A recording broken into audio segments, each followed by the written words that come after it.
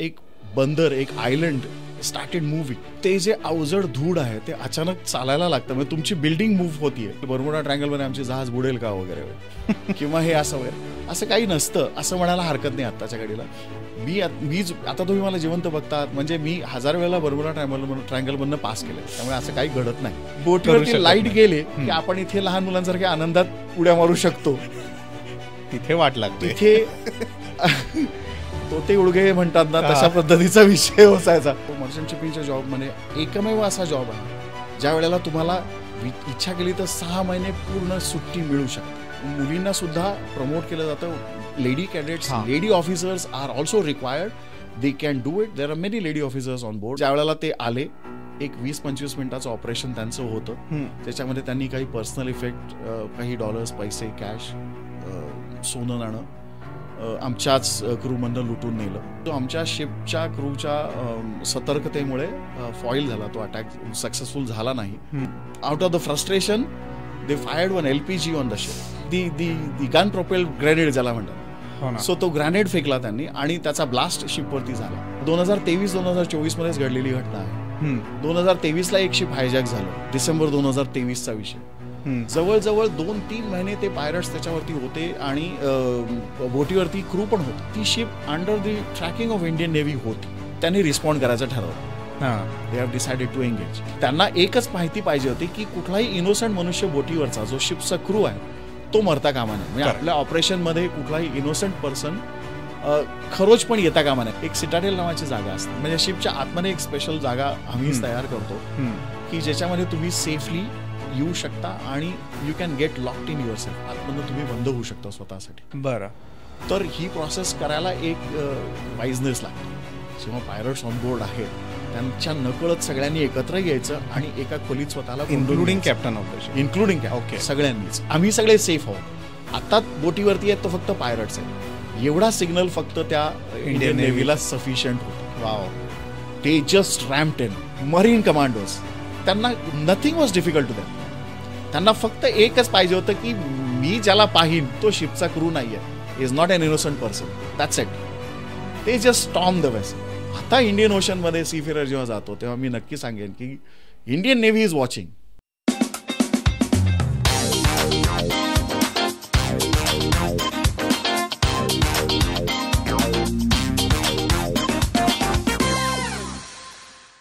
नमस्कार मित्रांनो, मी अनिकेत बापट तुम्हा सर्वांचं स्वागत करतो डिजिटल गप्पांच्या आजच्या भागामध्ये. आज आपण अशा एका व्यक्तीला भेटणार आहोत ज्यांचा 30 वर्षांचा मर्चंट नेव्हीमधला अनुभव आपण समजून घेणार आहोत. आजचे आपले guest chief engineer mister Makarand Date.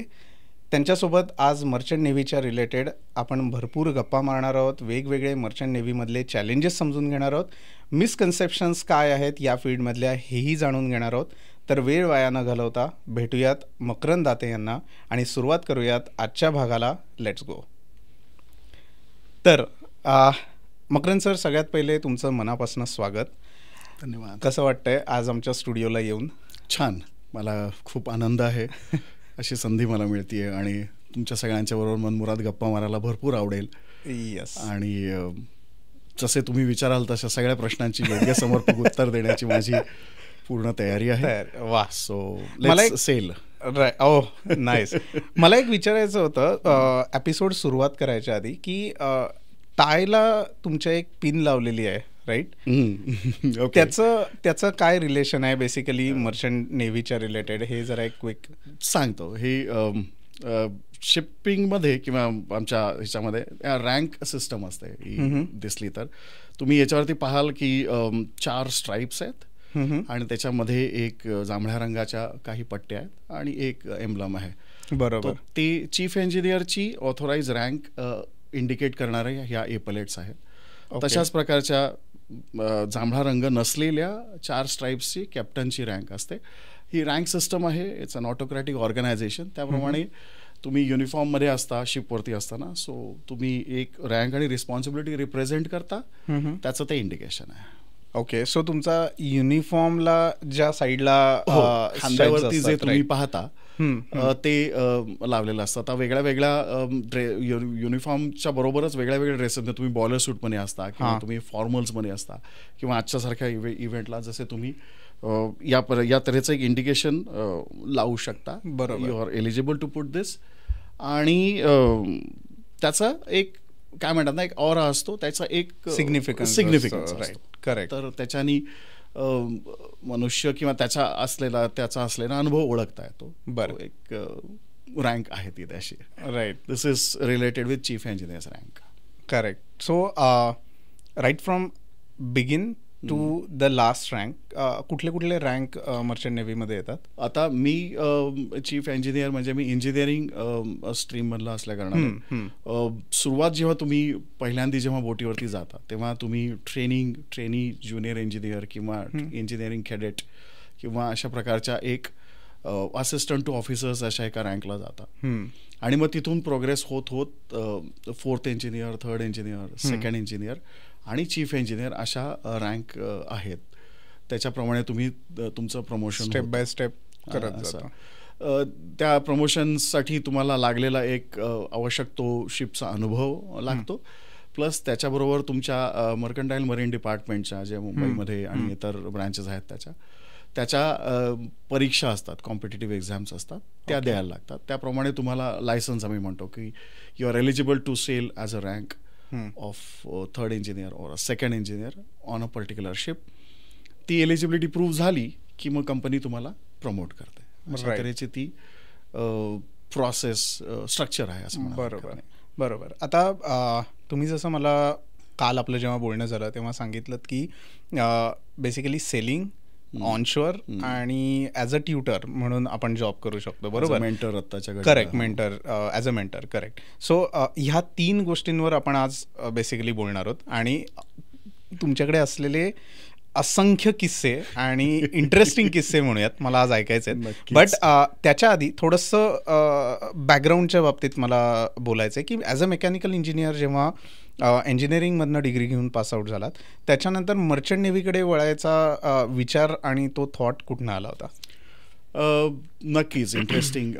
जेव्हा तुम्ही ग्रॅज्युएट होता, जेव्हा तुम्ही मेकॅनिकल इंजिनियर पर्टिक्युलरली या केसमध्ये नवीन होरायझन्स त्यावेळेला ओपन होत होती. सॉफ्टवेअरचा एक एरिया होता किंवा एक अजून बँकिंग सेक्टर्समध्ये किंवा जनरली एक बूम होता वेगळ्या करिअर्सचा.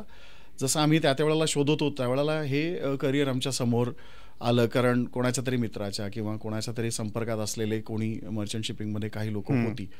तसा अवेअरनेस कमी होता जसा कदाचित अजूनही आहे असं. आणि हे किती सालची गोष्ट? आणि ही गोष्ट आहे 1993-1994. तेव्हा तर इंटरनेटचं सुद्धा प्रमाण प्री इंटरनेट टाइम. म्हणजे नक्कीच मला याबद्दलही थोडासा रेफरन्स द्यायला आवडेल की इन्फॉर्मेशन टेक्नॉलॉजीनी आपल्यामध्ये काय जो बदल आणलेला आहे तो इतका की ही कुठल्याही प्रकारची योग्य समर्पक माहिती ही त्यावेळेला उपलब्ध होत नसे.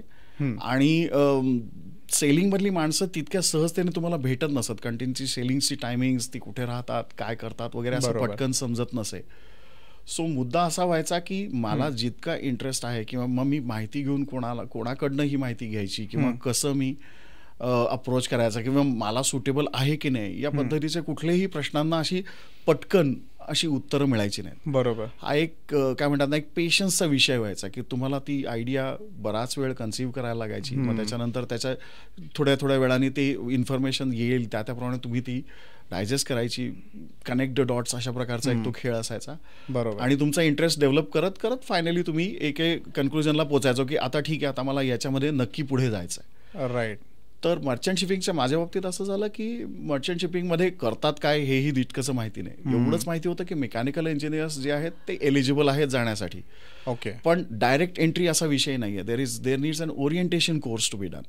ओके. कारण मेकॅनिकल इंजिनियर ही जी स्ट्रीम आणि हे जे अपब्रिंगिंग आहे हे डिझाईन बेस्ड आहे, मॅन्युफॅक्चरिंग बेस्ड आहे. मर्चंट शिपिंग हा एक मेंटेनन्स अँड ऑपरेशन लेवलचा ॲक्टिव्हिटी आहे.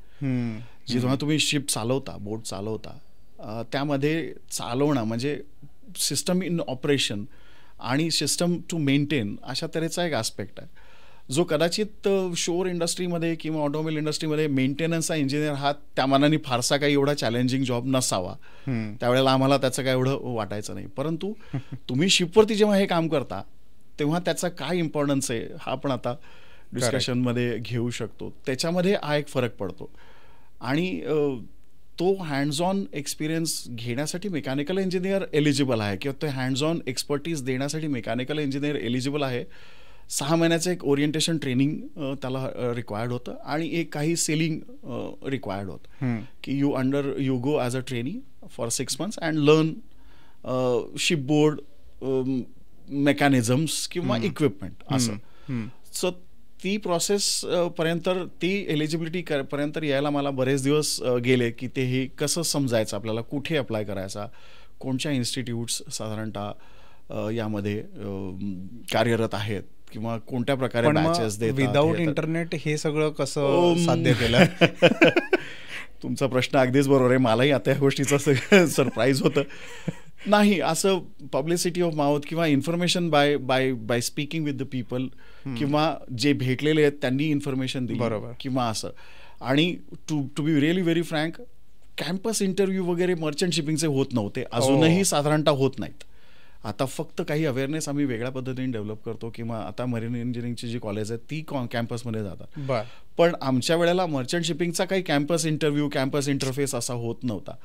लकीली त्यावेळेला नुकतीच सुरुवात अशी झाली होती की आर्मी आणि एअरफोर्सचे काही लोक येऊन कॅम्पसमध्ये अवेअरनेस करायचे.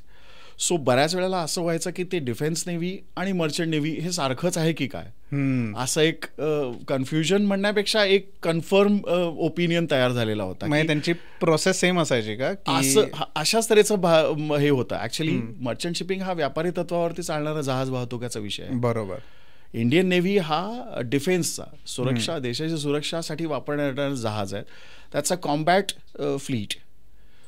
While this is a transport based fleet, cargo transport हा जो विषय आहे, व्यापारी तत्वावर चालणारी जहाजं, तेलवाहू जहाज आहेत, त्याच्यानंतर मालवाहू जहाजं आहेत किंवा त्याच्यानंतर पॅसेंजर शिप्स आहेत जे म्हणतात, ह्या शिप्स सुद्धा एक इंट्रिकेट पीस ऑफ इक्विपमेंट आहे. बरोबर. त्यांना चालवण्यासाठी एक्सपर्ट्स लागतात.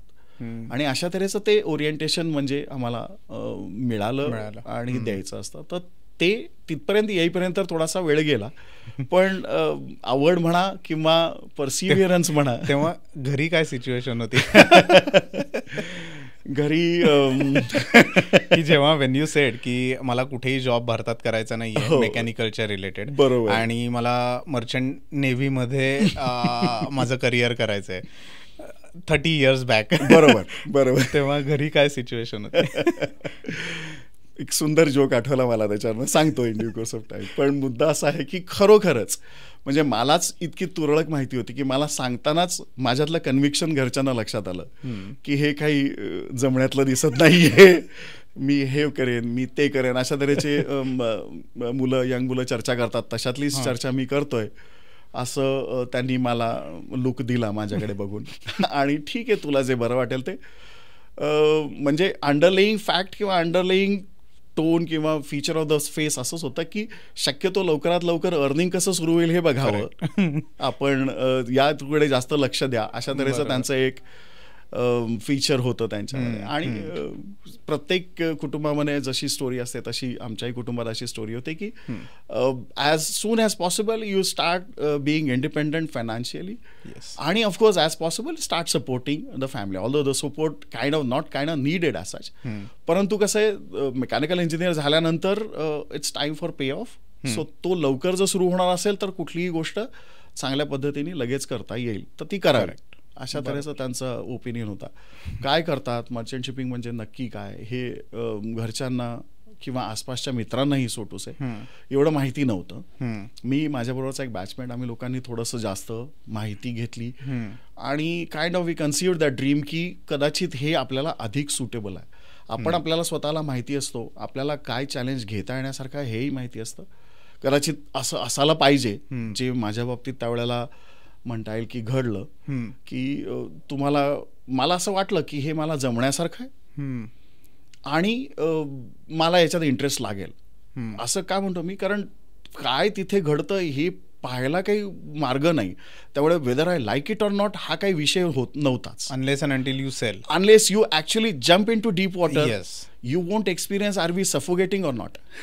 करेक्ट. त्यामुळे there is no way to find out is it going to be, म्हणजे ट्रायल अँड एरर बेसिसवरती काय असं करता येण्यासारखं नव्हतं. बरोबर. एकच शॉट, एकच गेम खेळायचा अशा तऱ्हेची ती कमिटमेंट लागणार होती. करेक्ट. असं आहे. सो अर्थात नो रिग्रेट्स. आणि त्यावेळेलाही असा धोका वाटला नाही की हे करता येणार आहे का नाही, तर आपल्याला हे करता येईल. हा मेकॅनिकल इंजिनिअरिंगने दिलेला बॅकबोन आहे असं म्हणायला हरकत नाही. की 4 वर्षाचं फॉर्मल ट्रेनिंग, 12वी नंतर 4 वर्षाचं इंजिनिअरिंगचं फॉर्मल ट्रेनिंग जे झालं त्याच्यामध्ये विचार करायला आणि आपल्याबाबत इंजिनिअरिंगचा कॉन्फिडन्स मिळवण्यासाठी एक चांगला प्लॅटफॉर्म तयार झालेला होता. सो हे करता येईल हे नक्कीच काइंड ऑफ कळलेलं होतं. तर मग हे कसं पुढे जायचं हा शोधा मी घेतली की त्याप्रमाणे इन्स्टिट्यूट्सना अप्रोच करायचा, कंपन्यांना अप्रोच करायचा. प्रोसेस त्यावेळेला अशी होती की तुम्ही कंपन्यांना अप्रोच करायचं, ते तुम्हाला ऑथरायझेशन लेटर्स देतील, ते लेटर्स घेऊन तुम्ही इन्स्टिट्यूट्सकडे जायचं. ओके. मग इन्स्टिट्यूट्स तुम्हाला एंट्री देणार, मग त्याचं एक फॉर्मल ट्रेनिंग होणार. आणि ते किती ड्युरेशनचं? ते 6 महिन्याचं. कारण आता 12th नंतरच 4 वर्षाचा कोर्स वर्क आहे, त्याच्याबद्दल ऑफकोर्स आपण बोलणार आहे. हां. So after 4 years of mechanical engineering 6 महिन्याचा तो कोर्स होता. म्हणजे तो कोर्स कॉम्बिनेशन असं होतं की 6 महिन्याचं फॉर्मल ट्रेनिंग जे क्लासमध्ये, आणि it's a residential course. That was a residential course. Even through out it's a residential course.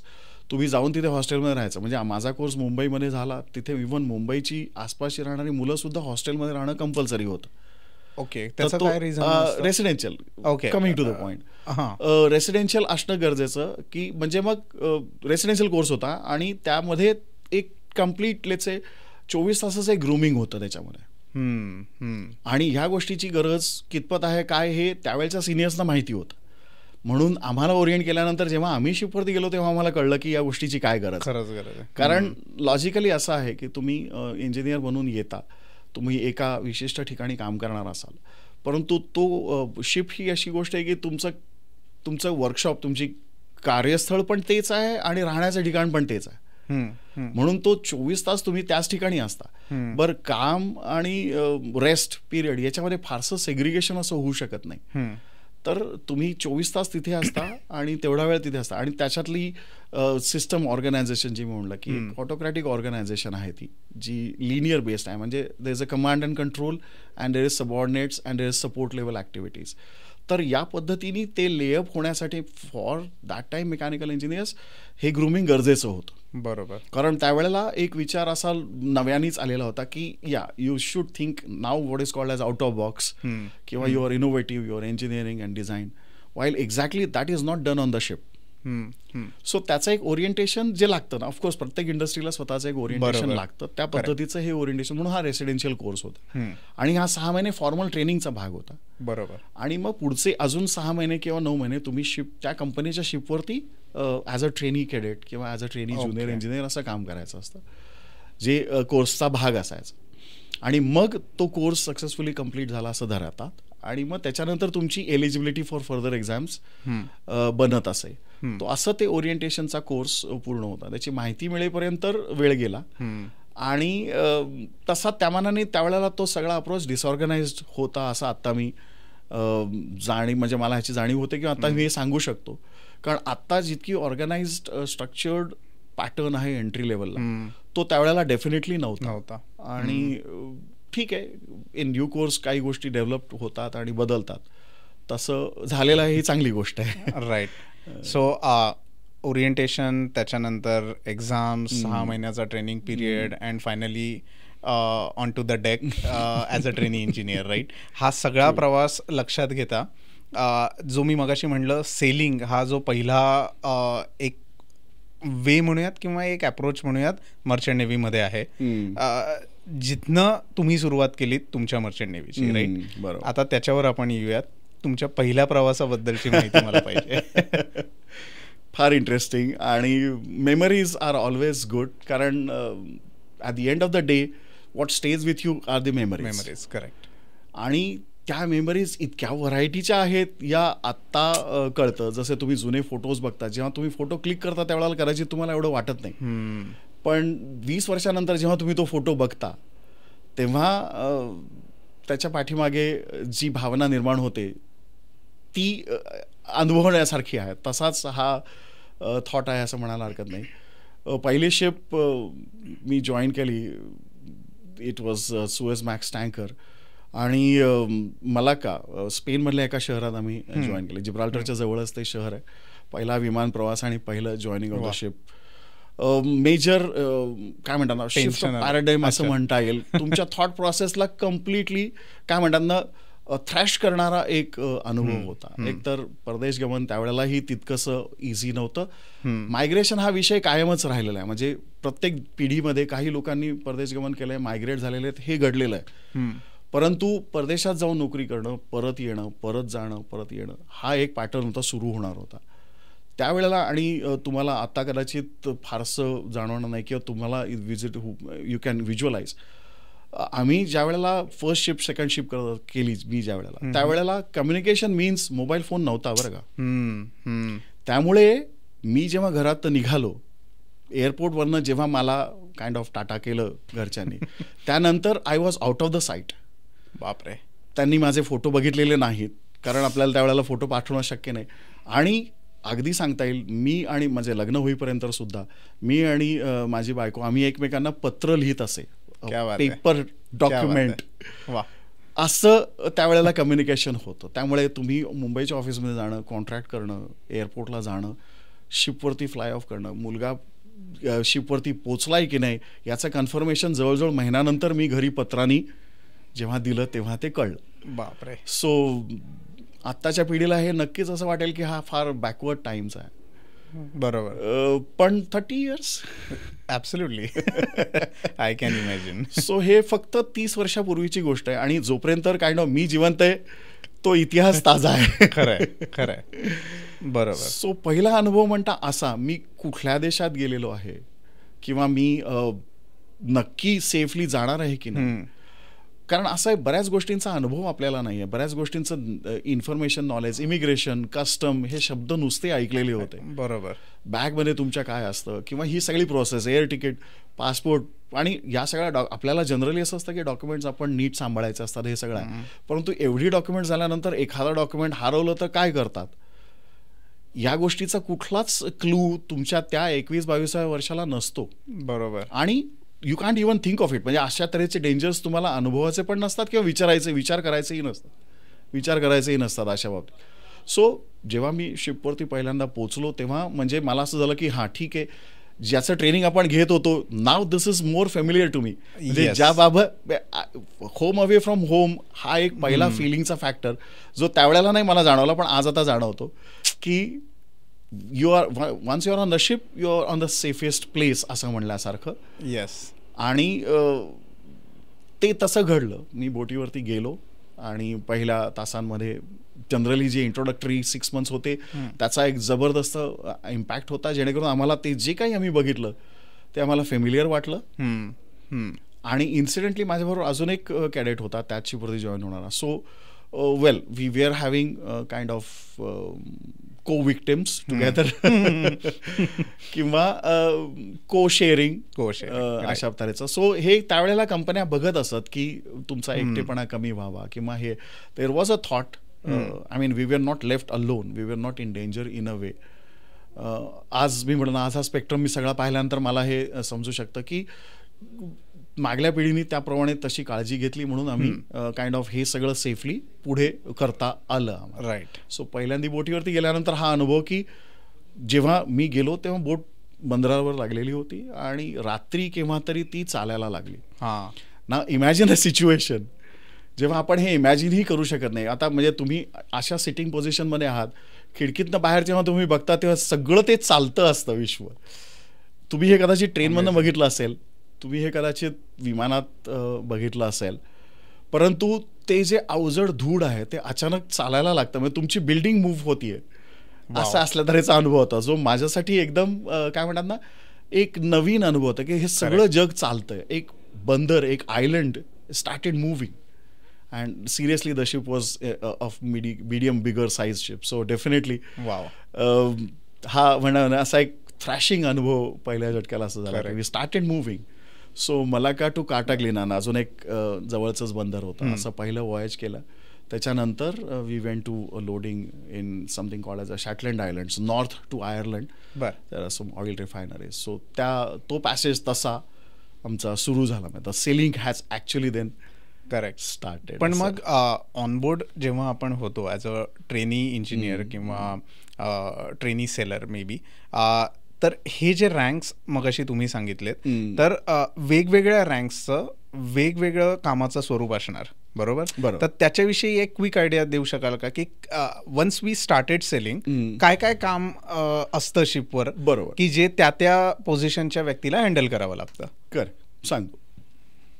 कसं आहे, तुम्ही जेव्हा ट्रेनी जाता त्यावेळेला एक तर सिस्टम तुम्हाला जे 6 महिन्यात तुम्हाला जे शिकवलेलं असतं त्या सिस्टमबाबत तुम्हाला अधिक माहिती घ्यायची असते. वर्किंग कसं असतं शिपचं, कसं आहे ना, शिपचं आता मेकॅनिकल थोडंसं टेक्निकल सांगायला लागेल. As a mechanical engineer you have learn what is a power plant, because you get electricity, there are some generation of electricity. आपल्याकडे हायड्रो इलेक्ट्रिक पॉवर प्लांट्स आहेत, शिपवरती ते डिझेल इलेक्ट्रिक पॉवर प्लांट्स आहेत. Okay, म्हणजे diesel engines run the alternators आणि त्या ऑल्टरनेटर्सकडनं वीज येते. तर अशा this is a power plant, one setup, you have a generation of the energy and consumers in total. So तसंच बोटीवरती मोरलेस 3 पॉवर प्लांट असल्यासारखी स्टेटस आहे. बापरे. हां, सो एक इलेक्ट्रिक पॉवर प्लांट जनरेशन, एक इलेक्ट्रिक जनरेशन हा एक पॉवर प्लांट आहे. दुसरा पॉवर प्लांट आहे फॉर द प्रपल्शन, म्हणजे ती शिप चालवण्यासाठी जो प्रोपेलर फिरवायला लागतो, that's again connected to a diesel engine which is a very strong big engine. आणि एक बॉयलर सिस्टम असते, स्टीम, पूर्वीची जी जुनी स्टीम इंजिन किंवा स्टीम टर्बाईन सिस्टम होती तशी एक असते फॉर कार्गो हँडलिंग इक्विपमेंट, त्याचंही एक मॅसिव्ह. सो हे ओरिएंटेशन आम्हाला माहिती असतं. सो तुम्ही जेव्हा पहिल्यांदा ॲज अ ज्युनियर रँक जाता तेव्हा you go to learn about it.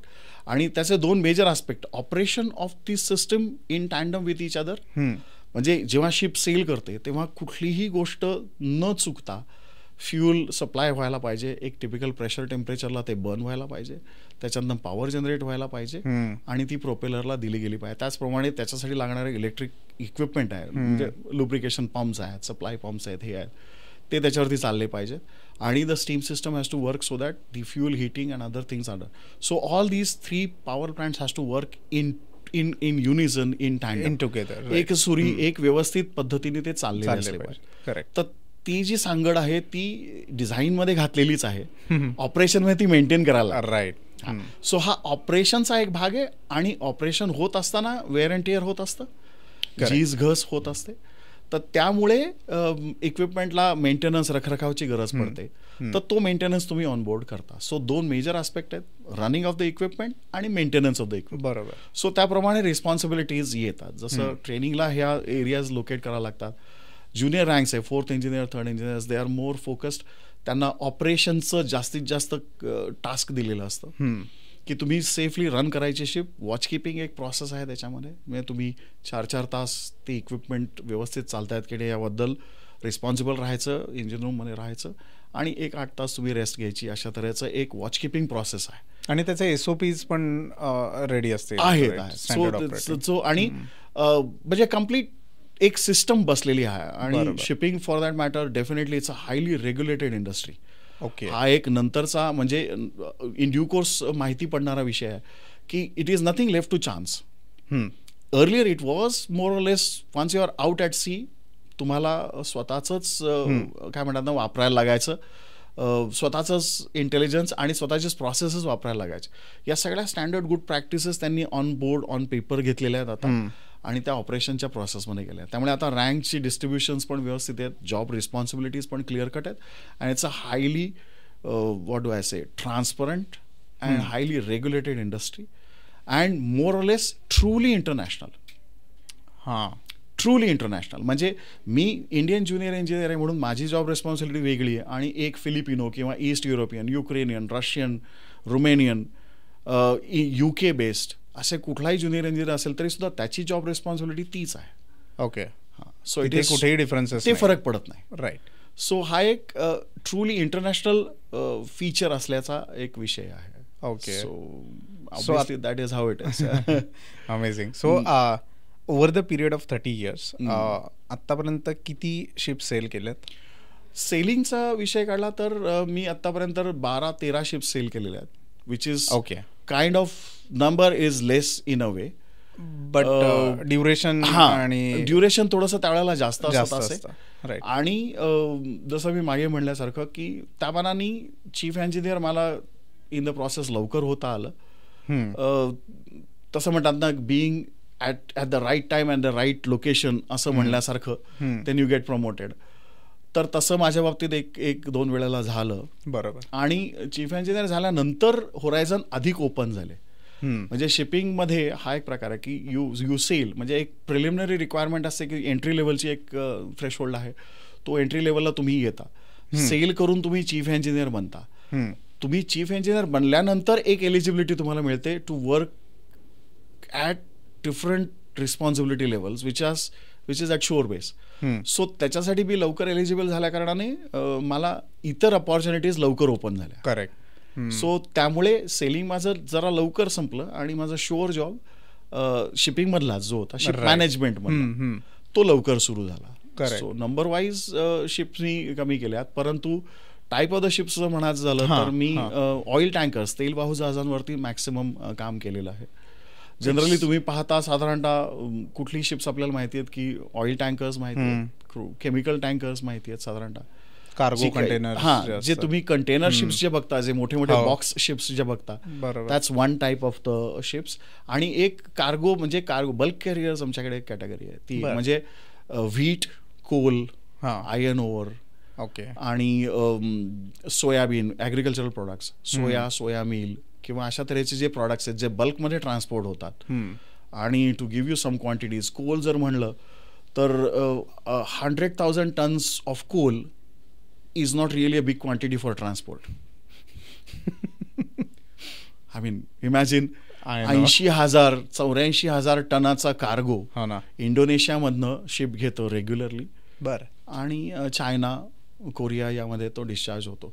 It could be from Brazil to China, बरोबर, it could be from Indonesia, major exporters. Soybean, agriculture based wheat, rice comes in bags generally, but otherwise this is one. But ample number of cargo. तुम्ही असा विचार करू शकणार नाही की ज्या गोष्टी खरोखर आपण ज्या रोजच्या वापरातल्या आहेत त्याच्यातल्या कमीत कमी जर असा विचार केला तर 50% किंवा 95% या ट्रान्सपोर्टेड आहेत and essentially by ship at some point of time. I no.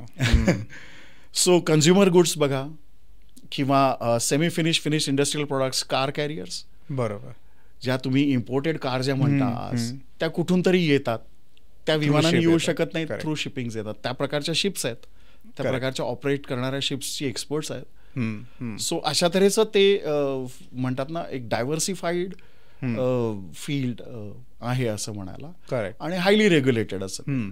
Safety आणि हा एक आस्पेक्ट त्याच्यामध्ये बरोबर भरपूर वेगळाही येतो अशा.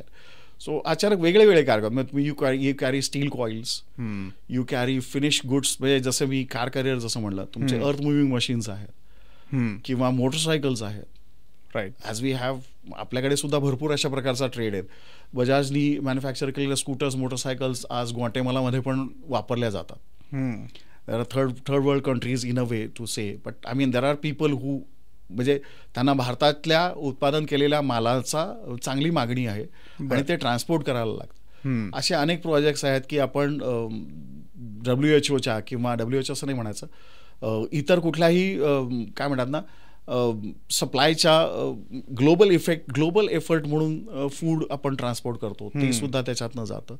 इंडस्ट्रियल डेव्हलपमेंट्स हा एक कायमचाच विषय आहे की ज्यूट आहे किंवा स्टील कॉइल्स आहेत किंवा आयर्न ओव्हर आहे, बॉक्साईट आहे, अशा प्रकारचे मेटल ऑक्साईड्स आहेत जे ओव्हर्स आहेत, ते सुद्धा खूप ट्रिमेंडस अमाऊंटमध्ये कॅरी होतात.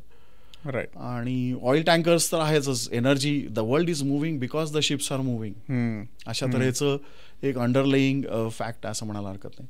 बरोबर, की क्रूड ऑइल जिथे जन्माला येतं तिथून ते वेगवेगळ्या ठिकाणी ट्रान्सपोर्ट केलं जातं, तिथे ते रिफाईन केलं जातं, पुन्हा ते ट्रान्सपोर्ट केलं जातं, then it comes to your petrol pumps, then your tanks are getting filled असं म्हणल्यासारखं. So it's a big big transport. आणि ओव्हरऑलच त्याच्यात amount of efforts, cost, time, सगळ्याच गोष्टी मोठ्या प्रमाणावर. ॲब्सोल्युटली.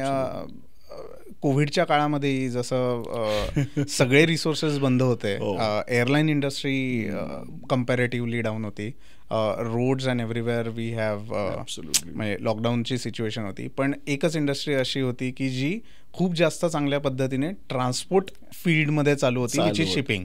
त्याच्याबद्दल काय सांगाल? नक्कीच. अत्यंत टफ टाइम्स. नक्कीच फारच म्हणजे प्रत्येक फील्डमध्ये असे चॅलेंजेस येतात म्हणल्यासारखे.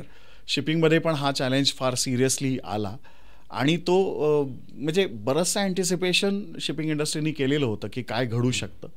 सर्वात मोठा एक मोटिवेशन किंवा कंपल्शनचा किंवा सोशल एंगेजमेंटचा भाग म्हणता येईल की शिप ट्रान्सपोर्ट कुठेही थांबला नाही पाहिजे असं प्रत्येक एलिमेंटला वाटत होतं. म्हणजे पोर्ट्स आहेत, कार्गो इम्पोर्टर्स आहेत, एक्सपोर्टर्स आहेत, ट्रान्सपोर्ट शिप ओनर्स आहेत. तर या सगळ्यांना एक असं वाटत म्हणजे एक अंडरलाईंग फिलिंग असं होतं की हा ट्रान्सपोर्ट थांबला नाही पाहिजे, नाहीतर मग खरोखरच world will come to a serious halt. बरोबर. म्हणजे as I say wheat and soya meal सारख्या गोष्टी सुद्धा तुमच्या ट्रान्सपोर्ट होतात. It's commercially lucrative cargo, it's a fetching cargo, परंतु it is getting consumed as a food. Now think of a time when you don't have such food available, it is going to impact. तर coal आहे म्हणजे energy पुढे पुढे नंतर कदाचित energy sources कमी व्हायला लागतील किंवा थर्मल पॉवर प्लांट्स आहेत, कोर पॉवर प्लांट्स आहेत, त्यांचे जर कोल सप्लाईज थांबले तर काय चॅलेंज उत्पन्न होईल हे सगळं जगाला पूर्ण माहिती होतं.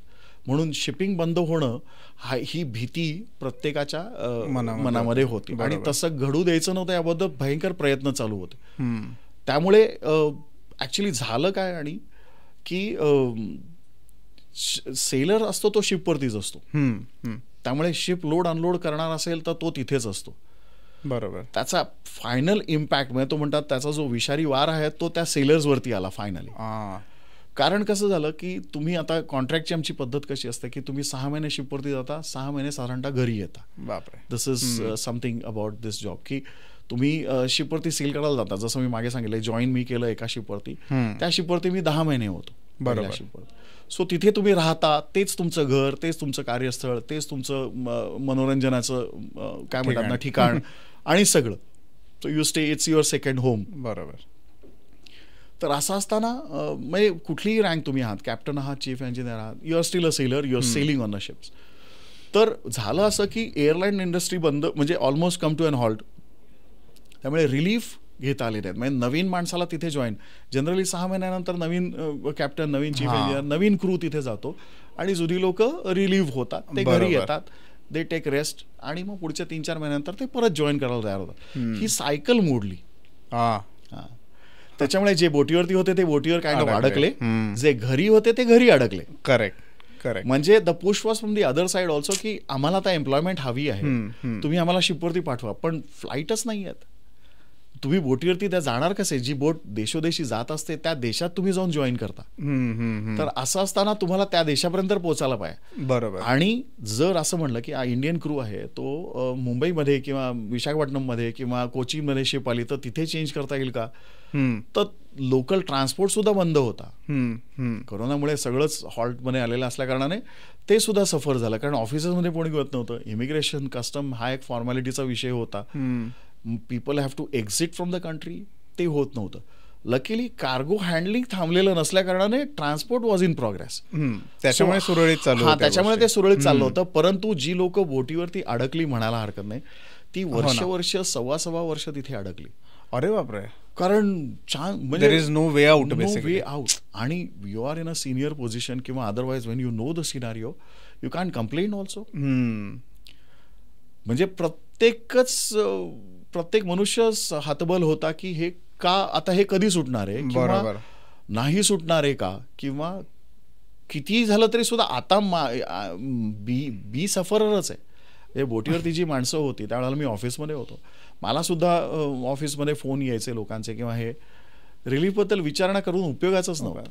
कधी केव्हा कुठे कसं काहीच माहिती नव्हतं. राईट. आणि अनेक लोक वेगवेगळ्या ठिकाणी अडकलेले होते. त्यामुळे तसं सो करोनाच्या वेळेला म्हणला तर ट्रान्सपोर्ट चांगलं चालू राहिलं, which is good.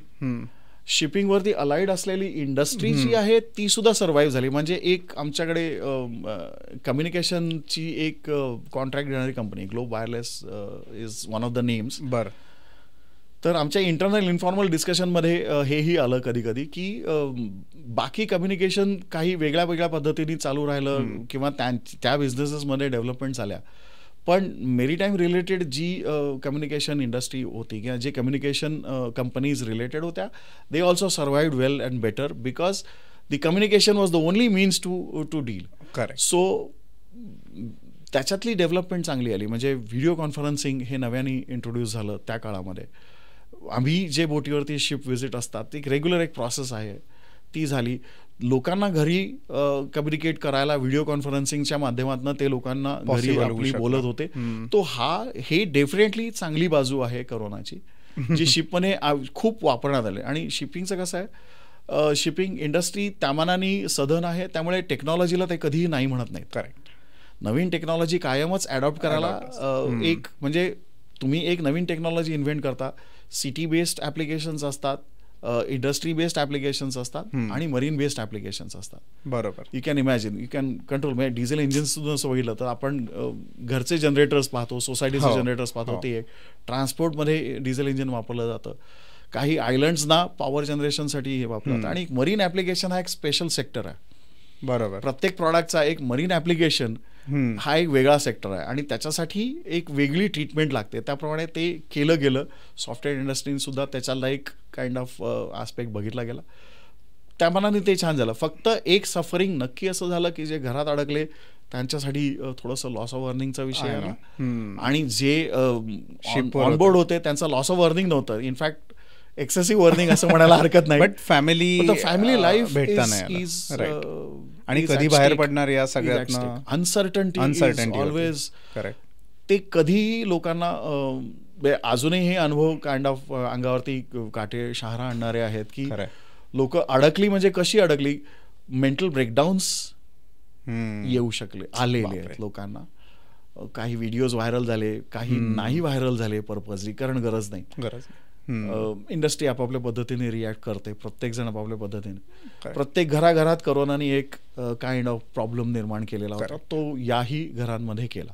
Ship as a house also we face this. खरंय. सो आत्ता जसं तुम्ही म्हटलात की अनसर्टन्टी, डीलिंग, देन अंगावर शहारे येणारे अनुभव होते, या सगळ्या शब्दांशी मी एक गोष्ट रिलेट करू शकतो आणि विच इज पायरेट जे येऊन ऍक्ट करतात. आणि बऱ्याच वेळेला आपण ऐकतो की मूव्हीज बघितलेत पायरेट्स ऑफ करेबियन सारखे, पण मर्चंट नेव्हीला हा एक खूप मोठा थ्रेट आहे पायरेट्सचा.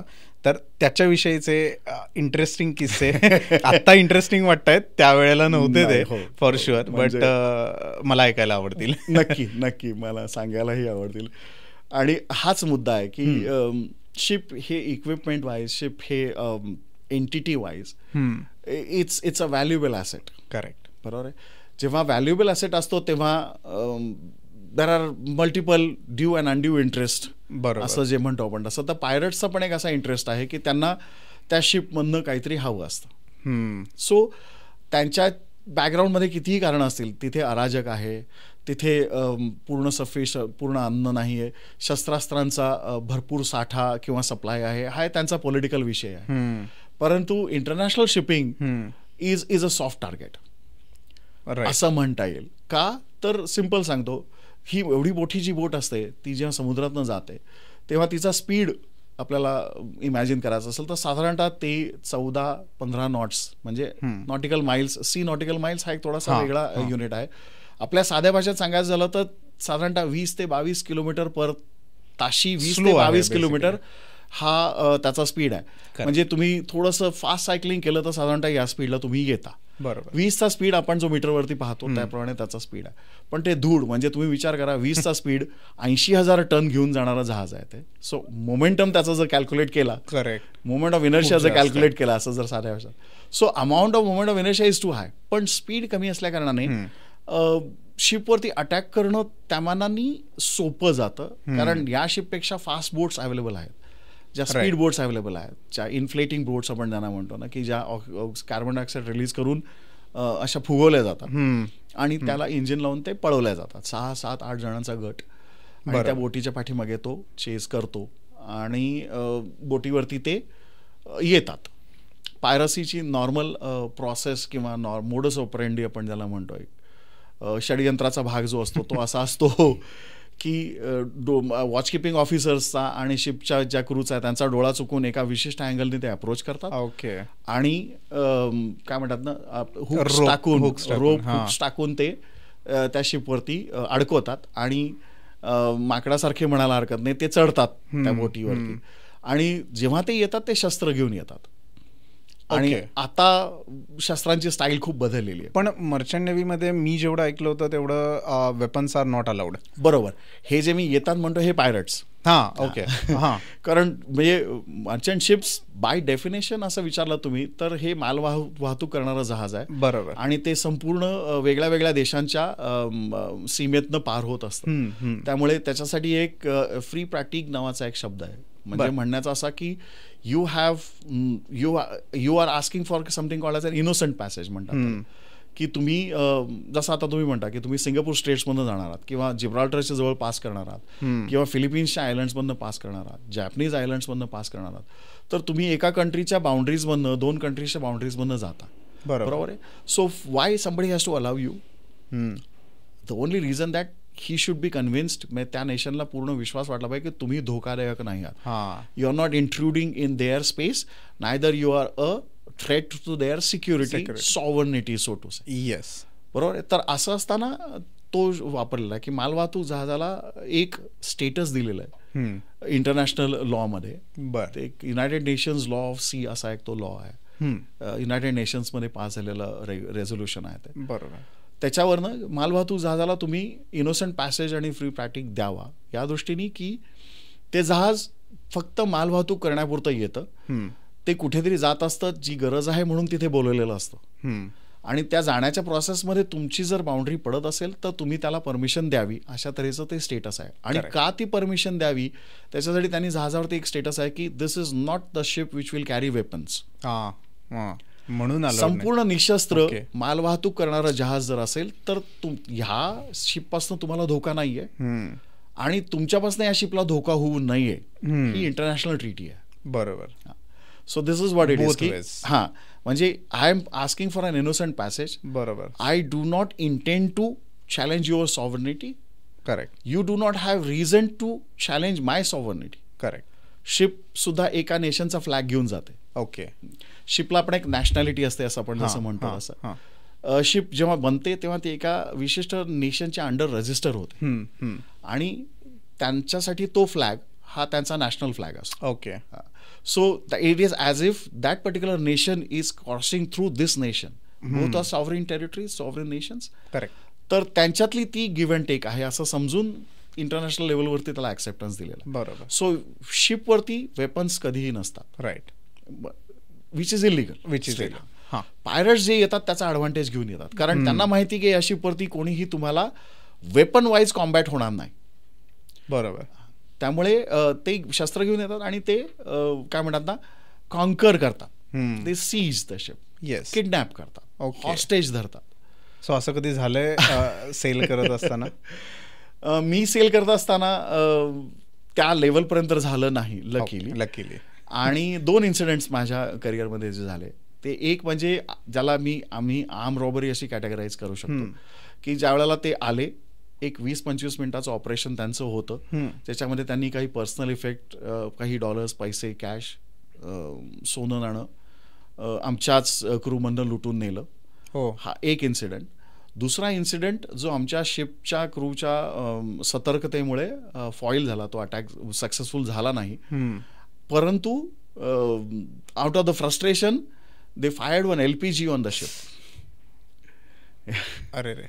सो दी गन प्रोपेल्ड ग्रेनेड ज्याला म्हणतात, सो तो ग्रेनेड फेकला त्यांनी आणि त्याचा ब्लास्ट शिपवरती झाला. त्याच्यात डॅमेज काहीही झालं नाही, विच इज गुड. पण ही प्रोसेस म्हणजे ही थ्रेट होती, त्याच्याबाबतचं ट्रेनिंग पण आहे, त्याच्याबाबतचं एक काय म्हणतात ना, हार्डनिंग ज्याला आम्ही म्हणतो शिपला, की त्यांचा अप्रोच जो आहे तो डिफिकल्ट करायचा, त्यांचे ऑपरेशन्स कसे आहेत याबाबत भरपूर स्टडी आहे. त्यामुळे त्याचा एक बॅकअप निर्माण करायचा आपण की हे घडू नये म्हणून. आणि त्याप्रमाणे तुम्ही त्याला रिस्पॉन्ड करायचं. ॲज अ सेलर असं म्हणता येईल की ही one of the key responsibility आहे की पायरसी अटॅकवरती तुम्ही रिस्पॉन्स कसा द्यायचा. सो त्याची खूप म्हणजे फार सिक्रेट नाही आहेत, पण काही टेक्निक्स आहेत मी सांगू शकेन इथे थोडंसं रिव्हील करण्यासाठी. म्हणून त्याची एक पद्धत अशी असते की एक तर व्हिजिलन्समध्ये पायरट्स आयडेंटिफाय व्हायला पाहिजे. त्यामुळे पायरट्स ओळखायचे कसे, पायरट बोट ओळखायची कशी, याचं एक व्हिज्युअल आम्हाला आहे दिलेलं आहे. अशा अनेक अटॅक्समधनं ते व्हिज्युअल बाहेर आलेलं आहे. सो त्याची एक ओळख असते. म्हणजे आता म्हणताना तो पायरट हा जो मनुष्य असतो तसा फार काही भयंकर राक्षसी दिसणारा किंवा असा वगैरे नसतो. सामान्य साधा मनुष्य असतो, कदाचित स्लिपर घातलेला, तुटलेले फाटके कपडे असतील, पण त्याच्या हातात जी गन असते ती AK-47 असू शकते. अरे बापरे. आणि त्याला ते स्किल आहे, तो ती गन घेऊन तुमच्या बोटीवरती येऊ शकतो. वन्स ही इज देअर, मग तो ही नोज किंवा सगळ्यांना ते माहिती की तो तिथे राजा असतो. बरोबर. कारण जिसकी लाठी उसकी भैंस अशा पद्धतीने ते जातं म्हणायला हरकत नाही. तर हे होऊ नये याच्यासाठी जेव्हा तुम्ही आपल्या घरामध्ये असता, जसं म्हणलं हरकत, तुमच्या घरामध्ये गन्स नसतात, पण तुमच्या घरामध्ये सिक्युरिटी सिस्टम असतं ज्याने तुमचं कुठलाही बाहेरचा माणूस सहज आतमध्ये येऊ शकणार नाही. यू हॅव बॅरिकेड्स, तुमचे अडथळे तुम्ही निर्माण केलेले असतात. तसंच अडथळे आम्ही बोटीवरती निर्माण करतो, जे एक कोर्स ऑफ ॲक्शनचा भाग आहे. त्याला हार्डनिंग असं म्हणतात. म्हणजे शिप जेव्हा पायरसी झोनमधून जात असते किंवा एक्सपेक्टेड आहे, त्या संपूर्ण शिपच्या कडेनी एक बार्ब वायर जी फेन्सिंग असतं जसं, ते लावायचं. ओके. ते लावायचं जेणेकरून त्याला यायला डिफिकल्ट जाईल.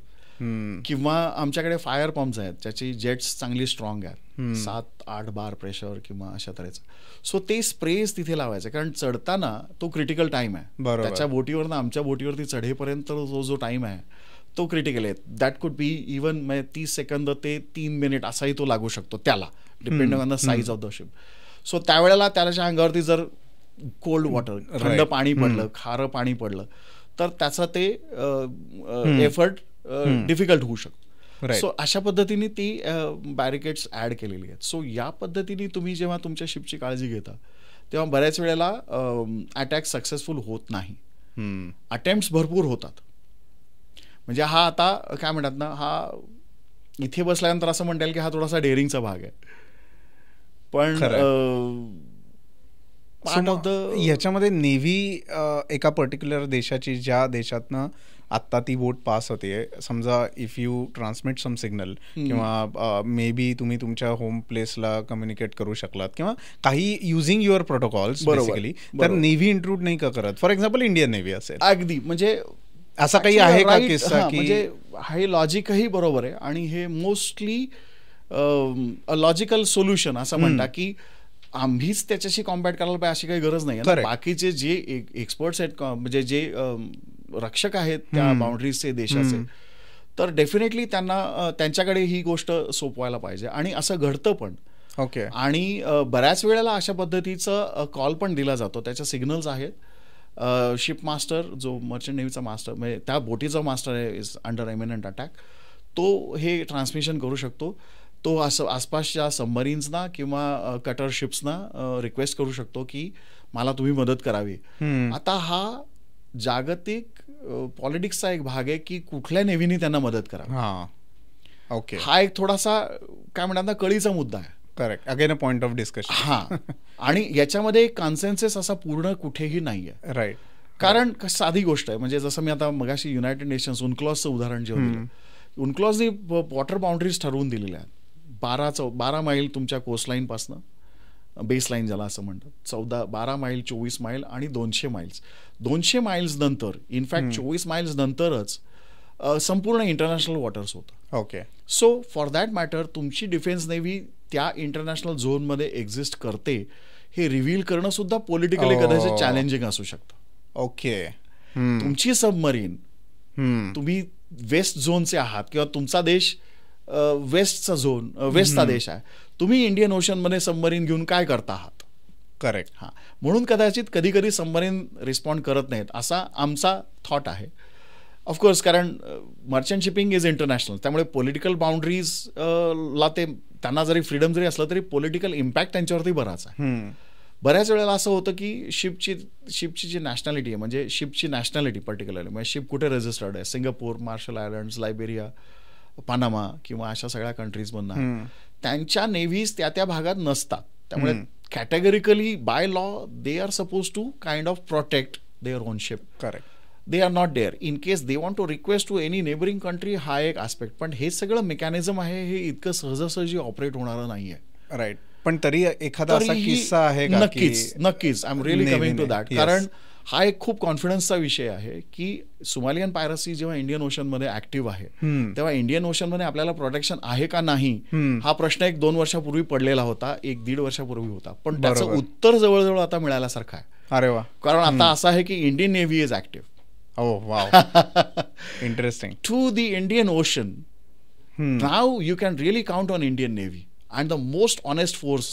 Not that I am being Indian. Of course I am Indian and I'm proud of the Navy, what they do. But the most honest force in the international waters is Indian Navy. Wow. And I'll tell you why also. मुद्दा असा आहे की एक किस्सा सांगतो या निमित्ताने. 2023-2024 मध्येच घडलेली घटना आहे. 2023ला एक शिप हायजॅक झालं. डिसेंबर 2023चा विषय.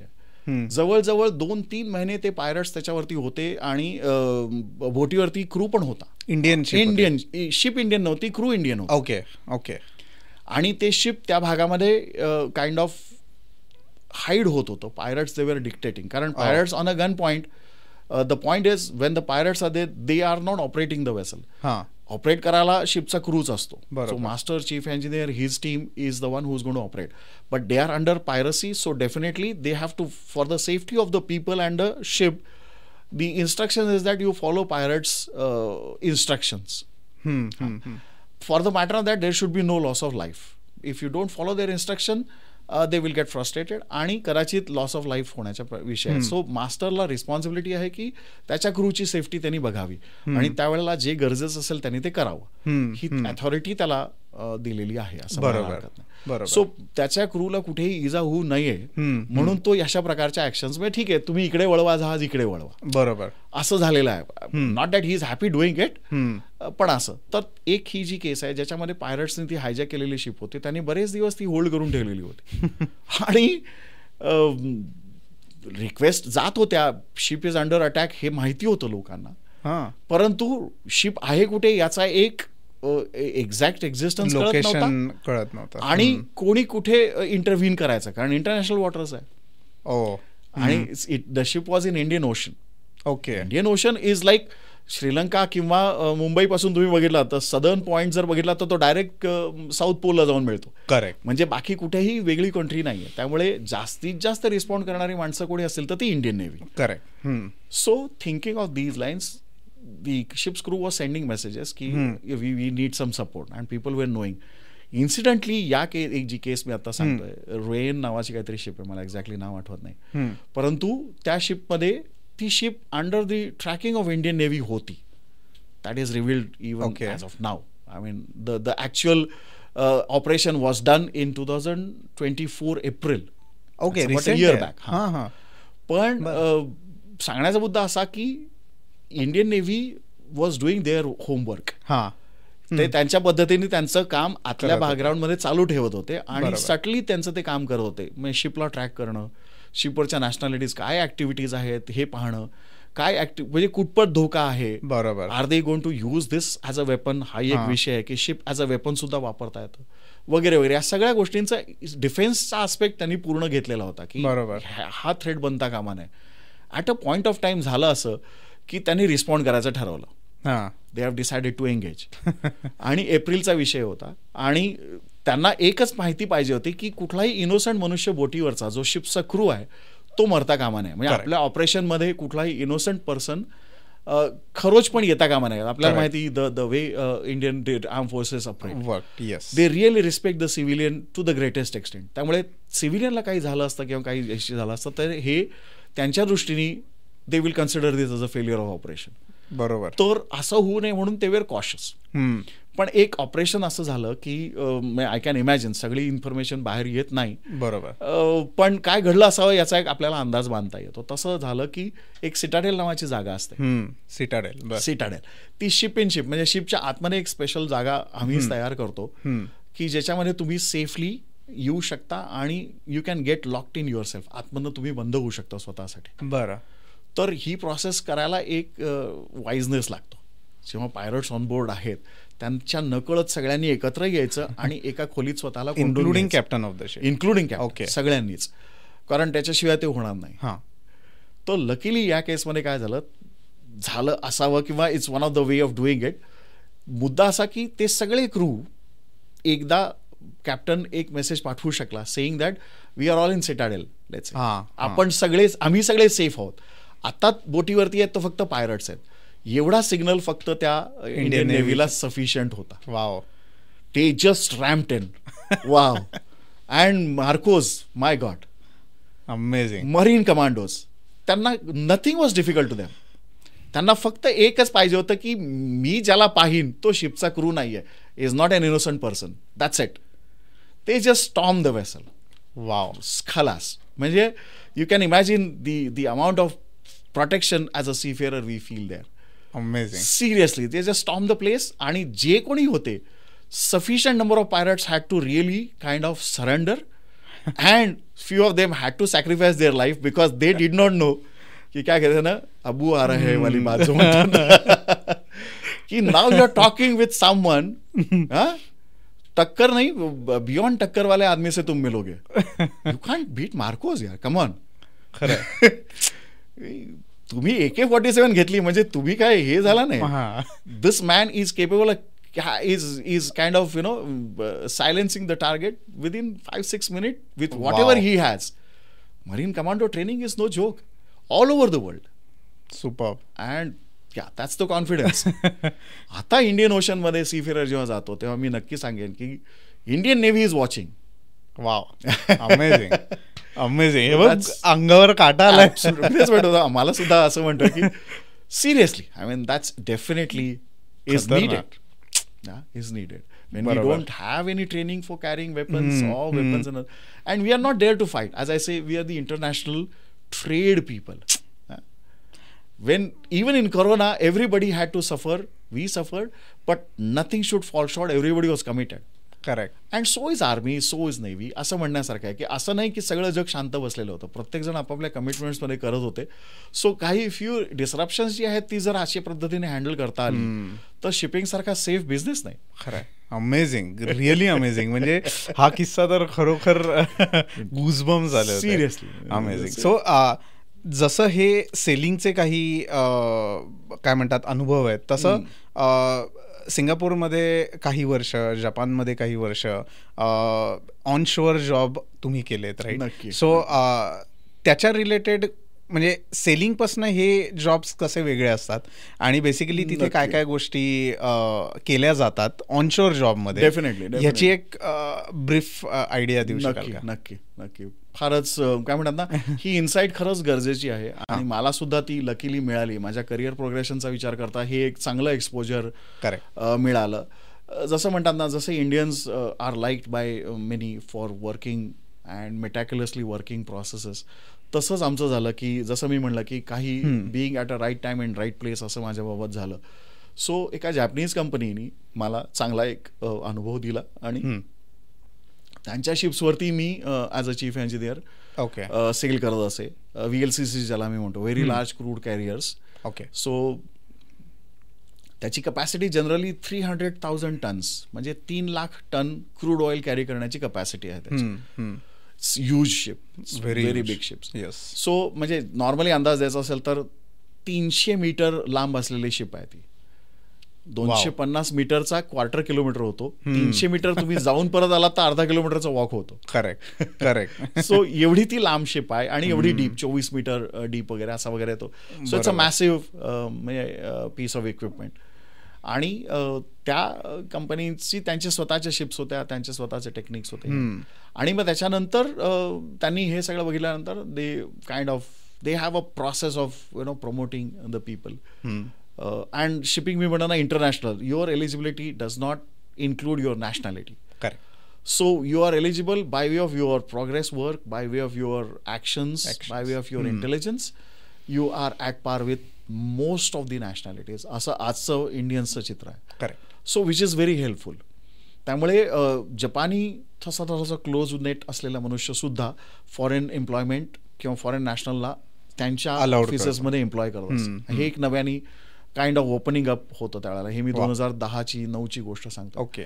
सो जपानला मी जेव्हा गेलो त्या ऑफिसमध्ये तुम्ही जाता तेव्हा तुम्ही सुपरिटेंडंट म्हणून बनून जाता. टेक्निकल सुपरिटेंडंट ही ती रँक आहे आणि मग पुढच्या त्याच्या पर्टिक्युलर रँक्स आहेत. आणि हा एक शिप मॅनेजमेंटचा आस्पेक्ट आहे. म्हणजे ही कंपनी जी आपण म्हणतो ती शिप मॅनेजमेंट कंपनी आहे. म्हणजे शिपला टेक्निकल सपोर्ट ठिकठिकाणी लागतं. शिपला एक रिपेअर प्लॅन लागतो. बरोबर. ॲज अन इक्विपमेंट दर 2.5 वर्षानंतर, दर वर्षानंतर, दर 5 वर्षानंतर, दर 10 वर्षांनंतर एक मेंटेनन्सचा प्लॅन आहे की त्याची सीवर्दीनेस आपण म्हणाला किंवा त्याचा टेक्निकली वायबल ती होईल की नाही. 10 वर्षानंतर ती सगळी वापरली गेली, कन्झ्युम झाली आणि समुद्र जाऊन बुडली, अशा तऱ्हेची सिच्युएशन नाही होता पाहिजे, अशी व्हायला नाही पाहिजे. Correct. So as it is a profit making asset that has to have a maintenance, sustenance. जसं फॅक्टरीज आहेत आपण म्हणतो ना की इथल्या फॅक्टरीज आहेत, अनेक वर्ष ते प्रोडक्शन्स करतात, परंतु इक्विपमेंट जुनी होतात, नवीन बसवायला लागतात, हे करायला लागतात. सो तसंच हे आहे रेग्युलर चेकअप. सो हे सगळं करणारी एक मॅनेजमेंट कंपनी आहे. मॅनेजमेंट कंपनी त्याला म्हणतात. ओके. सो शिप ओनर हा एक वेगळा, शिपचा मालक हा एक वेगळा असतो, पण हे जे टेक्निकल नो हाऊ आहे हे एका वेगळ्या टीमनी हँडल करायला लागतं. ओके. तशी ती ship management company. They are hand in gloves, they are same possibly. जपानचा तुमचा बेसिकली रोल हा मेंटेनन्स, शिप मॅनेजमेंटचा होता. राईट. म्हणजे when you see a ship, seeing it through for 10 years, seeing it as a profit performing asset for next 10 years. आत्ताचं शिपचं वय 3 वर्ष आहे. मग 5व्या वर्षी आपल्याला काय खर्च करायला लागेल, 7व्या वर्षी काय खर्च करायला लागेल, याचा एक बजेटिंग बनतं, याचा एक रिपेअर प्लॅन बनतो, याचा एक फिजिकल प्लॅन बनतो. म्हणजे शिप ट्रेड करत असताना या ठिकाणी तिला मेजर रिपेअरसाठी 15 दिवस आपण ऑफ हायर करायचे असं म्हणतात. त्याला म्हणतात ती ऑपरेशनमधून बाहेर काढायची. तेवढे 15 दिवस इट विल नॉट अर्न आणि it's a massive loss of earning, so to say. Right. कारण asset has to perform 365 24/7. Now any loss in this is a loss of profit. Yes. हा जो आस्पेक्ट आहे हा ऑफिसर्समधनं बघितला जातो. हां. तर त्याचं टेक्निकल सुपरिटेंडंट बिकम्स अ की पर्सन आणि त्याच्यासाठी एलिजिबिलिटी तुम्ही चीफ इंजिनियर आहात हे एक आहे. हा एक ॲडव्हान्टेज आहे की तुम्ही चीफ इंजिनियर असल्या कारणाने बोटीवरचे टेक्निकल प्रॉब्लेम समजण्याची तुमची पूर्ण ताकद असते. ओके. म्हणजे चीफ इंजिनियर झाल्यानंतर यू मूव्ह टू जपान. हा, then I move to Japan. Okay. So मूळ एलिजिबिलिटी चीफ इंजिनियर होणं ही एक आहे. जसं मी म्हणलं ना की जसे कराटेचे असतात, ब्लॅक बेल्ट असतात. Until you become a chief engineer you are brown belt, you are orange belt, blue belt, etcetera. In short इंडियामध्ये त्या लेवलचं काम आणि त्या लेवलचा नव्हता असं म्हणू शकतो. त्यावेळेला नव्हतं. राईट. 2010ची ही गोष्ट आहे. ओके. आता त्या गोष्टींना थोडासा मी म्हणा अनेक गोष्टी बऱ्याच आता 30 वर्षाच्या कालावधीमध्ये बऱ्याच गोष्टी बदलल्या. बरोबर. Not that I want to say की मी खूप डिफिकल्ट टाइम मधनं आलो आणि आता खूप इझी आहे. नाही, that's not what I mean to say. Every generation has its own difficulty. Today's generation will have its own difficulty further which I can't anticipate at this point of time. पण म्हणल्यासारखं असं की that time ही सगळी offices फॉरेनमध्ये होती कारण owners फॉरेनमध्ये होते. There's a different reason why Indian is not having so many ship owners. Simple reasons सांगतो. India is self-sufficient country. You really don't have to import so many things for your livelihood.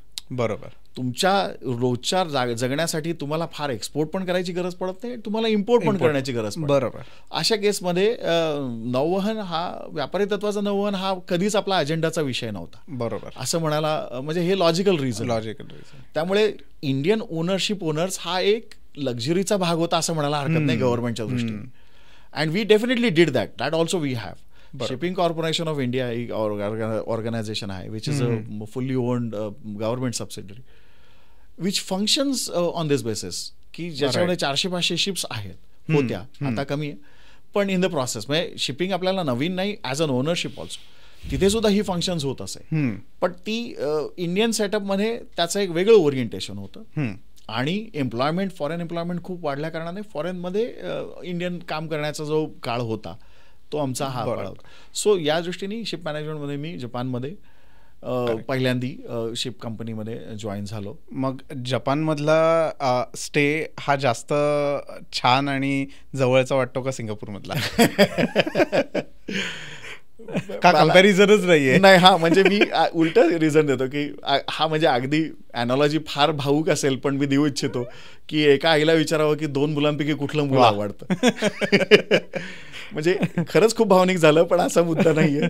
दोन्ही करिअरच्या दृष्टीने, अनुभवाच्या दृष्टीने आणि ship handling जे मी शिकलो त्याच्या दृष्टीने दोन्ही खूप वेगळे आणि छान एक्सपिरियन्सेस होते. खूप आनंदाचा अनुभव होता. आणि मी म्हणलं पर्सनल सॅटिस्फॅक्शन मला या दृष्टीने असं होतं की career wise I feel accomplished जेव्हा मी हे 2 गोष्टी ॲडिशनली केल्या. कारण चीफ इंजिनियर बनल्यानंतर तुम्ही एका बोटीचा एक इंजिन रूम याबाबत तुम्ही जास्त फोकस्ड असता. You worry more about this. पण तुम्ही ऑफिसमध्ये आल्यानंतर तुम्हाला एक बर्ड्स आय व्ह्यू मिळाल्यासारखा you control 4 ships and over a longer time. Right. म्हणजे चीफ इंजिनियर तुम्ही 6 ते 8 महिने एका बोटीवरती असता, त्याच्यानंतर तुम्ही साइन ऑफ होता, कॅटेगरिकली नो रिस्पॉन्सिबिलिटी. बरोबर. That's one thing which is how the operation is. There is absolutely no harm in it. Is also equally tension. Correct. पण मी जेव्हा बोटीवरनं शिपच्या शोअर जॉब सुरू केला तेव्हा 4 शिप्स तुमच्यासाठी, म्हणजे ते तुमच्या 4 तुमची मुलं पिल्लं असल्यासारखे असतात. ती तुम्ही you are the feeder to them. आणि टेक्निकल सोल्युशन्स आहेत. आणि द शिप सेलर्स आता जे आहेत they should look forward to someone who can give technical solution at office. Yes. Or can giving a local land based support. की आम्ही इथे आहोत, आम्हाला 4 गोष्टी तिथनं करणं अपेक्षित आहे जे तुम्ही करा. किंवा मी इथनं सांगू शकतो त्यांना, इट्स अ हायर पोझिशन, की मी इथनं सांगू शकतो की तुमचं हे ऑपरेशन आहे हे मला टेक्निकली ऑप्टिमम वाटत नाही आहे. So you have to correct few things there. त्याच्यासाठी त्यांना टेक्निकली एक्सपिरियन्स्ड आणि केपेबल मनुष्य ऑफिसमध्ये हवा असतो. सो हा अनुभव मी घेतला जेव्हा, आणि ऑफिसमध्ये आल्यानंतर लक्षात आलं की everything which is not commercial is technical. Okay. म्हणजे those who are not talking about finances, those who are not talking about profits and other things, all those subject matters are technical matters, right, for a ship. Right. So it's a big spectrum. म्हणजे कॅप्टन्सना आलेली difficulty किंवा शिपच्या technical अरेंजमेंट्सची, आता हे रिपेअर्सचं हे मी सांगितलं, dealing with dry docks, dealing with shipyards, dealing with suppliers, budgeting for particular month, particular year, ह्या सगळे aspects as a chief engineer तुम्ही करत नाही. पण तिथे गेल्यानंतर सुपरिटेंडेंट म्हटल्यानंतर that becomes your core job. बरोबर. आणि रिस्पॉन्सिबिलिटी आणि higher responsibility. You are answerable for whatever money lost and whatever money is earned.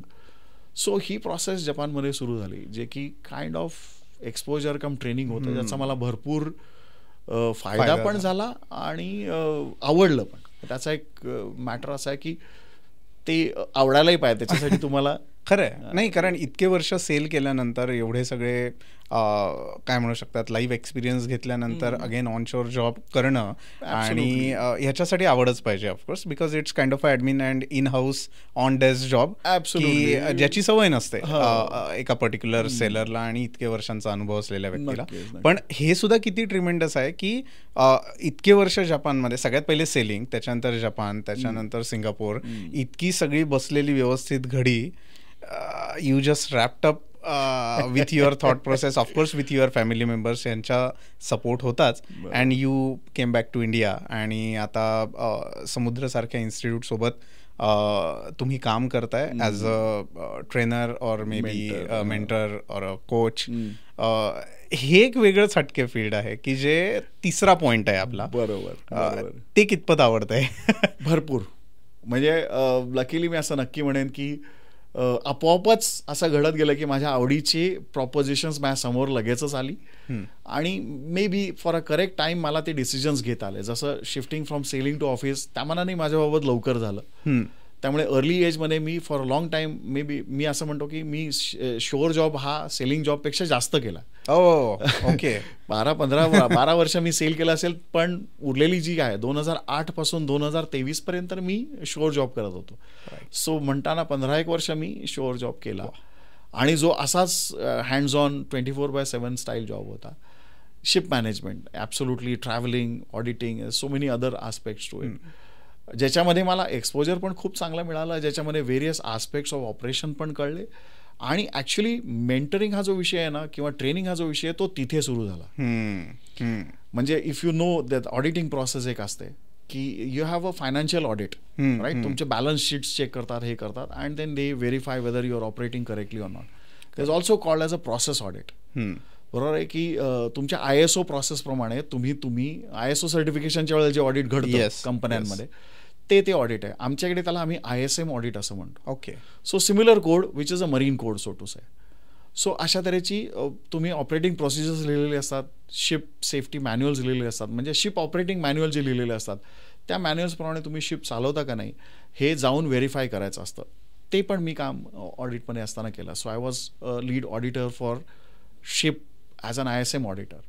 Right. Plus, I had to additionally take a responsibility. There's something called as a MARPOL, Marine Pollution Act, which is by IMO, the apex body of shipping. तर त्याच्यामध्ये एक थोडासा investigative aspect होता. त्याला अनुसरून आम्हाला ते audit करायला लागायचं की you have to believe in facts and figures which you observe, not that what is presented to you. Right. ऑडिटच्या प्रोसेसमध्ये थोडासा हा डीपर आस्पेक्ट आहे. We call this as a forensic audit. की जे तुम्हाला प्रेझेंट केलेलं आहे त्याच्यावरती एकदम विश्वास ठेवायचा नाही. तुमच्या स्वतःची जी कन्क्लुजन्स आहेत त्याला मॅच होत आहे की नाही, which will include document inspections, physical inspections, interviews, discussions. Sometimes you find people are making innocent mistakes. Sometimes people are making ignorant mistakes.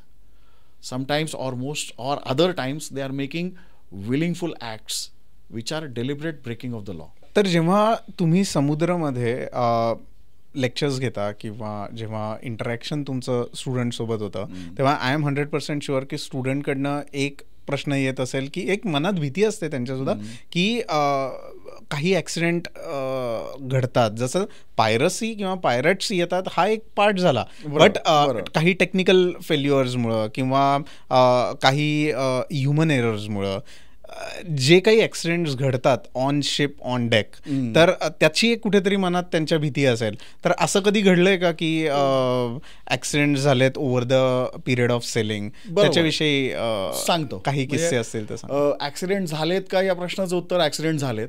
Right. सगळेच ॲक्सिडेंट मी अनुभवलेत का किंवा माझ्याच बोटीवर झालेत का यापेक्षा सुद्धा माझ्या रिस्पॉन्सिबिलिटीमध्ये काही ॲक्सिडेंट्सना मी रिस्पॉन्ड केलेलं आहे आणि काही ॲक्सिडेंट आम्ही अँटिसिपेट केलेले आहेत ज्याच्यामध्ये काय म्हणतात होऊ नये ही जी प्रिकॉशन आहे ती आहे, त्यामुळे ते झालेले नाही आहेत. बरोबर. मी सांगतो त्याच्यामध्ये एक फॉर्मल ट्रेनिंगचा हा जो भाग आहे ह्याच गोष्टीचा अवेअरनेस वाढवण्यासाठी आहे. म्हणजे मी जेव्हा ट्रेनिंग किंवा मेंटरिंग करतो त्याच्यामध्ये टिपिकल क्वेश्चन, आता नॉर्मली लोक म्हणतील बर्मुडा ट्रायंगलमध्ये आमची जहाज बुडेल का वगैरे किंवा हे असं वगैरे, असं काही नसतं असं म्हणायला हरकत नाही आत्ताच्या घडीला.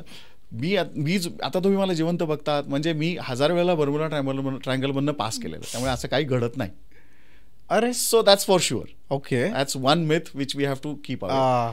देअर वॉज ॲक्सिडेंट्स, काही ॲक्सिडेंट्स पूर्वी झालेले आहेत त्याचा आन्सर्स आपल्याला माहिती नाहीत, परंतु तो जो अटलांटिकचा भाग आहे त्या भागामध्ये आम्ही अनेक वेळेला ट्रेड केलेलं आहे, अनेक वेळेला त्याच्यातनं पास झालेलं आहे. काहीही मला अनुभवायला आलं नाही, आमच्या क्रूला अनुभवायला आलं नाही. माझ्या अंडर असलेल्या शिप्स अनेक वेळेला तिथं ट्रॅव्हल केल्या, त्यांना काही झालेलं नाही. दुसरा मुद्दा, ॲक्सिडेंट घडणार हा एक अँटिसिपेशनचा भाग आहे तुमच्या जॉबचा. तर त्यावेळेला त्याची प्रिपेअर्डनेस एक आहे, हा एक कंपनीनी सेट करून दिलेला पॅटर्न आहे, ही रिक्वायरमेंट आहे. ओके. म्हणजे company holds the information, experience and know how. That is why you go in to the company. Company collects those people in the offices such that the know-how is in the office, the guiding poles are in the office, right, or guiding lighthouses as we say. पण घडतात काय असे? घडतात. आता typical अर्जन्सीज जर साधं म्हणलं तर one of the typical urgency is fire. बोटीला अनेक प्लेसेसमध्ये आग लागू शकते. अरे बापरे. हा एक रेग्युलर रिस्क चा फॅक्टर आहे आणि त्याचं मिटिगेशन म्हणजे ती घडू नये म्हणून प्रॅक्टिसेस बदलायला लागतात, इक्विपमेंट बदलायला लागतात, मरीन ॲप्लिकेशनची इक्विपमेंट असावी लागतात. सो हा एक आस्पेक्ट आहे. सो त्याला 10-12 अर्जन्सीज आहेत.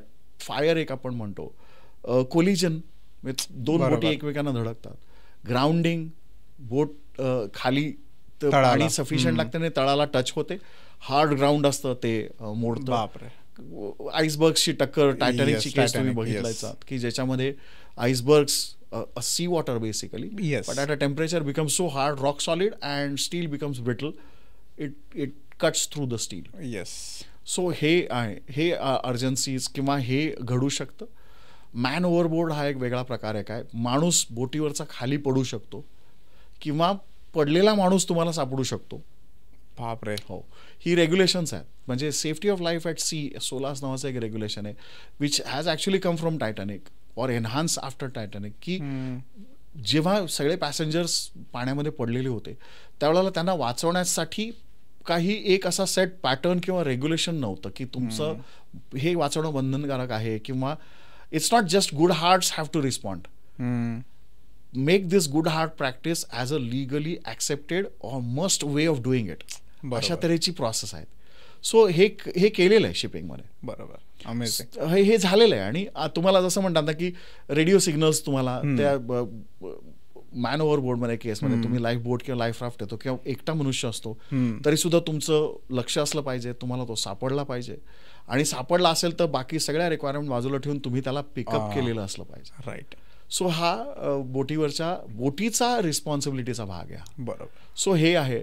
त्याच्यानंतर अदर टिपिकल केसेस टेक्निकली ज्या येतात त्या loss of electrical power, loss of propulsion ज्याला म्हणतो आपण. राईट. की हे जे मी 3 पॉवर प्लॅन्ट सांगितले, या 3ही पॉवर प्लॅन्टमध्ये काही इंटरप्शन्स येऊ शकतात आणि ते बंद पडतात. आणि ते बंद पडतात म्हणजे बंद पडतात. काही बोटीवरती लाईट गेले की आपण इथे लहान मुलांसारख्या आनंदात उड्या मारू शकतो. तिथे वाट लागते. तिथे तोते उडगे म्हणतात ना, तशा पद्धतीचा विषय असायचा. लाईट बोटीवरती गेले ना की सगळ्यांची पाचाळ धारण.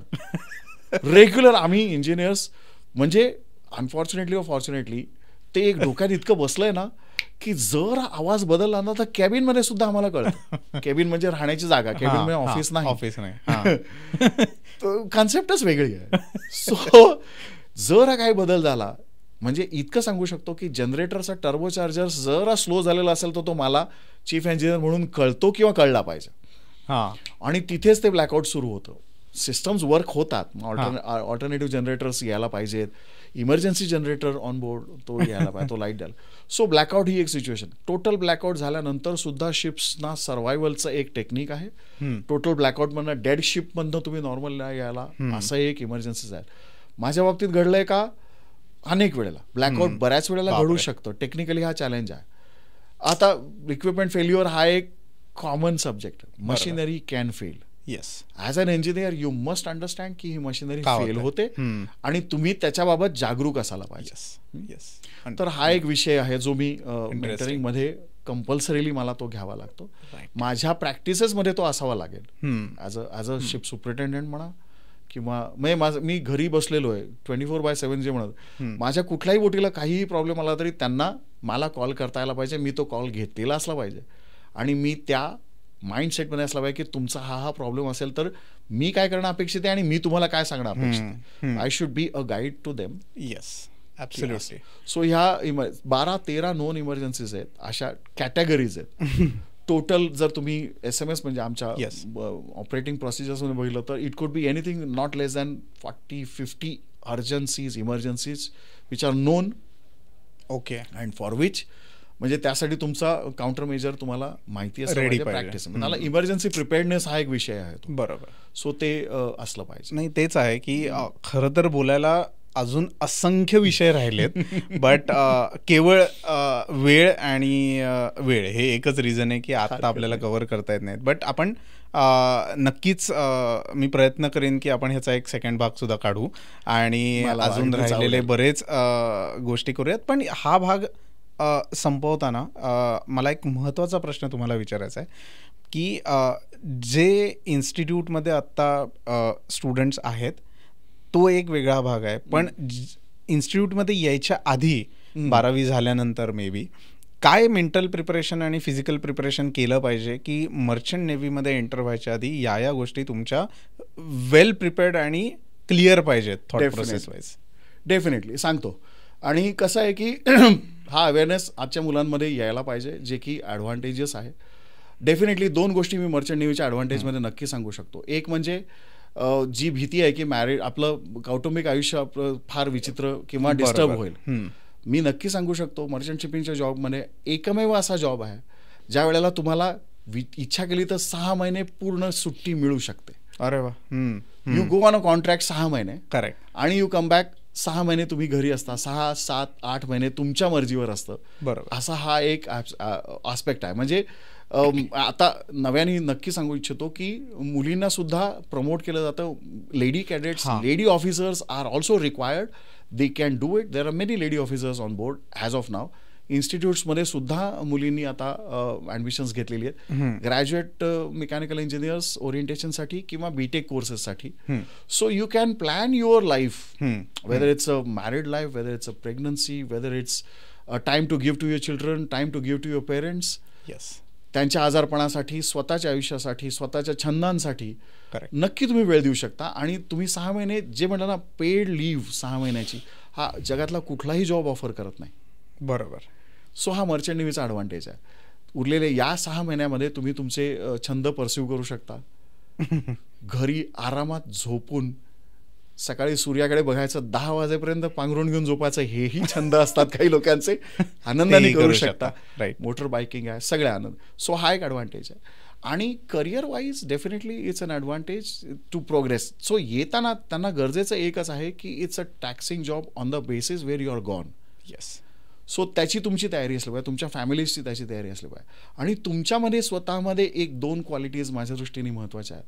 तुमच्यामध्ये पेशन्स आणि पर्सिव्हिरन्स या 2 गोष्टी भयंकर गरजेच्या आहेत. राईट. जर तुम्ही या 2 क्वालिटीजना फेस टू फेस बघू शकता आणि या 2 डिमांड्सना फेस टू फेस केटर करू शकता, तर तुमचं मर्चंट नेव्हीमध्ये सर्व्हायव्हल सुखदायी आहे, गॅरंटीड. Amazing, amazing, guaranteed. तर मकरंद सर, आज आत्ता ॲक्च्युली मला सर नाही म्हणायचं आहे, so chief. Thank you very much. Chief, आज ऑफकोर्स डिजिटल गप्पांच्या या भागामध्ये आलात. खूप व्हॅल्युएबल इन्फॉर्मेशन मर्चंट नेव्हीच्या रिलेटेड मिळाली. नुसतीच इन्फॉर्मेशन नाही, तर वेगवेगळे अनुभव, किस्से या माध्यमातनं प्रेक्षकांपर्यंतही पोचलेत. मलाही खूप मजा आली आहे. इंडियन नेव्हीचा अनुभव तर मी विसरूच शकणार नाही, की जो काही किस्सा होता, खरंच शहारे आले होते अंगावर.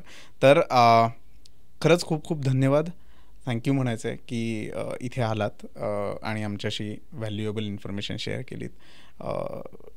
थँक्यू. आणि थँक्यू व्हेरी मच. कसं वाटलं बेसिकली डिजिटल गप्पांवर? फार छान, नक्कीच. आणि एक काय म्हणतात ना, एक स्वगत किंवा एक असं मनोगत बोलल्यासारखं वाटलं. आणि 30 वर्षांचा सगळा पूर्ण काय म्हणतात ना, संपूर्ण ते चित्रपट अगदी असं म्हणता येईल माझ्या डोळ्यासमोरनं गेला. आणि as I say, it's seafarers are generally very humble people. I mean, they don't get to have that footage kind of a thing. They are not into show businesses. Yeah. They are humbly doing their job. They get their salaries. I mean, I have no favors done onto the society, so to say. परंतु definitely आता या digital प्लॅटफॉर्म्समुळे required प्रसिद्धी त्या करिअरला आणि required credit मिळालं पाहिजे. आणि आमचा हा प्रयत्न विषय आहे. आणि देर are many other veteran experience people which are definitely acknowledged within the field as such. परंतु या प्रोसेसमध्ये बोटीवरती मनुष्य काय करतो याचं पूर्ण ज्ञान आपल्याला नसल्याकारणाने तो तिथे कसा शिलेदार आहे हे तुम्हाला कळत नाही. खरं आहे. हे या निमित्ताने आपण लोकांना सांगू शकलो. माझ्यासारखे अनेक आहेत आणि इसेन्शियली अनेकांनीच केलेलं असलं तेव्हाच ते पुरेसं होतं. एका माणसाचा तो विषय नाही, बोट एक माणूस चालवत नाही, असा हा विषय आहे. सो अत्यंत धन्यवाद तुमचे. तुम्ही हा चांगला उपक्रम सुरू केलेला आहे. तुमच्या उपक्रमाला भरपूर शुभेच्छा. Thank you so much. Very much. Thank you. तर मित्रांनो, मला तर खूप मजा आली आहे. माझ्या सगळ्या डिजिटल टीमच्या बॅक ऑफ द कॅमेरा जे बसलेत त्यांनीही हा एपिसोड खूप एन्जॉय केलेला आहे आणि आय एम शुअर तुम्ही हा एपिसोड एन्जॉय केला असेल. तुम्हाला मर्चंट नेव्हीच्या रिलेटेड रिक्रुटमेंट्स कशा होतात किंवा त्याच्यासाठीचं ट्रेनिंग कसं घेतलं जातं, त्याच्यासाठीची काय प्रोसेस आहे, किंवा समुद्र इन्स्टिट्यूटच्या रिलेटेड सर जेव्हा कोचिंग करतात तर त्याच्या रिलेटेड काही इन्फॉर्मेशन हवी असेल तर नक्कीच आम्ही डिस्क्रिप्शनमध्ये त्यांचा ईमेल ॲड्रेस, त्यांचे लिंक्डइन प्रोफाईल ह्याच्या लिंक तिथे जरूर टाकू. तुम्ही जाऊन त्यांच्याशी कॉन्टॅक्ट करू शकता किंवा कमेंट्समध्ये आम्हाला तुम्ही तुमचे डाऊट्स, तुमची मतं या एपिसोडबद्दलच्या व्हॅल्युएबल कमेंट्स टाका, जेणेकरून आम्ही तुमच्यापर्यंत पोचू शकू आणि तुम्ही असेच अजून भाग एन्जॉय करू शकाल. पण त्याच्यासाठी तुम्हाला लाईक, शेअर आणि सबस्क्राईब करावंच लागेल, जे तुम्ही आय एम शुअर करत असाल. बट बराच क्राऊड असा आहे जे एपिसोड बघतायत बट सबस्क्राईब केलेले नाही आहेत. तर आजचा एपिसोड कसा वाटला हे नक्की सांगा. भेटूयात पुढच्या भागात. तोपर्यंत धन्यवाद.